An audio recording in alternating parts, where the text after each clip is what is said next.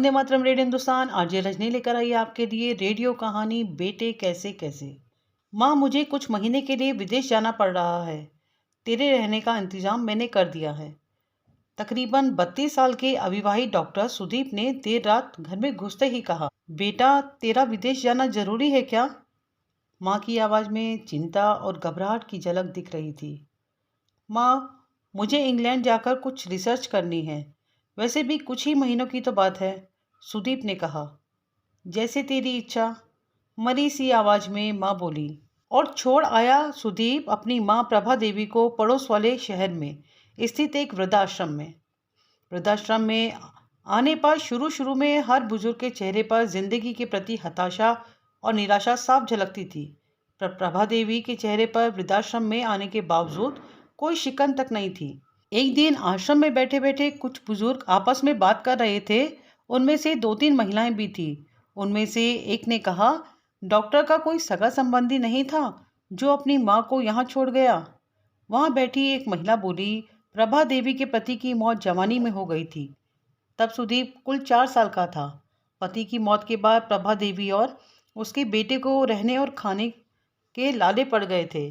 किसी भी रिश्तेदार ने उनकी मदद नहीं की। प्रभा देवी ने लोगों के कपड़े सिल सिल कर अपने बेटे को पढ़ाया। बेटा भी पढ़ने में बहुत तेज था, तभी तो डॉक्टर बन गया। वृद्धाश्रम में करीब 6 महीने गुजर जाने के बाद एक दिन प्रभा देवी ने आश्रम के संचालक रामकिशन शर्मा जी से ऑफिस के फ़ोन से अपने बेटे को मोबाइल नंबर पर फ़ोन किया और कहा, सुदीप तुम हिंदुस्तान आ रहे हो या अभी इंग्लैंड में ही हो? माँ, अभी तो इंग्लैंड में ही हूँ, सुदीप का जवाब था।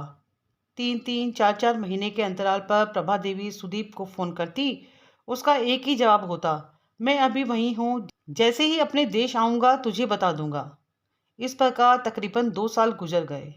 अब तो वृद्धाश्रम के लोग भी कहने लगे, देखो कैसा चालाक बेटा निकला, कितनी धोखे से अपनी माँ को यहाँ छोड़ गया। आश्रम के ही किसी बुजुर्ग ने कहा, मुझे तो लगता नहीं कि डॉक्टर विदेश गया होगा, वो तो बुढ़िया से छुटकारा पाना चाह रहा था।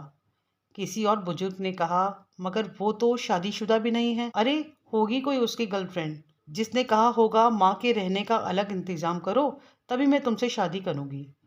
2 साल आश्रम में रहने के बाद अब प्रभा देवी को भी अपनी नियति का पता चल गया। बेटे का गम उसे अंदर ही अंदर खा रहा था। वो बुरी तरह टूट गई। 2 साल आश्रम में और रहने के बाद एक दिन प्रभा देवी की मौत हो गई।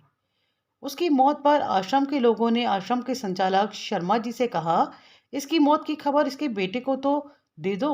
हमें तो लगता नहीं कि वो विदेश में होगा। वो होगा तो यहीं कहीं अपने देश में। इसके बेटे को मैं कैसे खबर करूं? उसे मरे तो 3 साल हो गए। शर्मा जी की यह बात सुनकर वहां पर उपस्थित सब लोग स्तब्ध रह गए। उनमें से एक बोला, अगर उसे मरे 3 साल हो गए तो प्रभा देवी से मोबाइल पर कौन बातें करता था? शर्मा जी बोले, वो मोबाइल तो मेरे पास है जिसमें उसके बेटे की रिकॉर्डेड आवाज है। पर ऐसा क्यों? किसी ने पूछा। शर्मा जी बोले, करीब 4 साल पहले जब सुदीप अपनी माँ को यहाँ छोड़ने आया था तो उसने मुझसे कहा था, शर्मा जी मुझे ब्लड कैंसर हो गया है और डॉक्टर होने के नाते मैं यह अच्छी तरह से जानता हूँ कि इसकी आखिरी स्टेज पर मुझे बहुत तकलीफ होगी। मेरे मुंह से और मसूड़ों से खून भी आएगा और मेरी यह तकलीफ माँ से देखी नहीं जाएगी। वो तो जीते जी ही मर जाएगी। मुझे तो मरना ही है, पर मैं नहीं चाहता कि मेरे कारण मेरे से पहले मेरी माँ मरे। मेरे मरने के बाद 2 कमरे का हमारा छोटा सा फ्लैट और जो भी घर का सामान आदि है वो मैं आश्रम को दान कर दूंगा। यह दास्तां सुन वहां पर उपस्थित लोगों की आंखें झलझला आई।